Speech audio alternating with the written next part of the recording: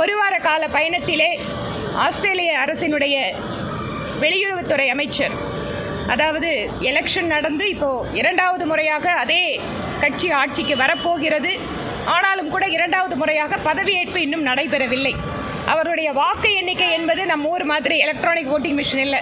இன்றைக்கும் வாக்கு சீட்டுகள் தான், அதை எண்ணிட்டு இருக்காங்க. ஆனால் இப்போது இருக்கின்ற நிலவரத்தின்படி அதே ஆட்சி லேபர் கட்சி தான் மீண்டும் ஆட்சிக்கு வரப்போகிறது.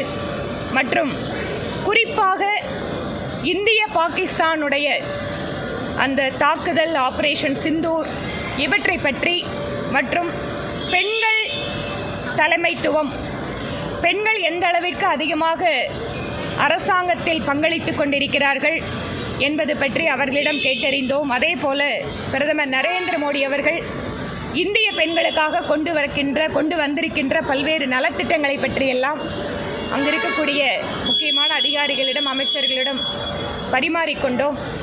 அது மட்டுமில்லாமல் முக்கியமான இடங்களை பார்ப்பதற்கு, அவர்களுடைய கலாச்சார சின்னங்களை பார்ப்பதற்கு என்று பல்வேறு ஏற்பாடுகள் செய்திருந்தார்கள். இந்த பயணம் ஒரு மிக நிறைவான பயணமாக எனக்கு இருந்தது. பல்வேறு தகவல்களை, பல்வேறு அனுபவங்களை, குறிப்பாக கட்டாயமாக அங்கு அத்தனை பேரும் வாக்களிக்க வேண்டும்.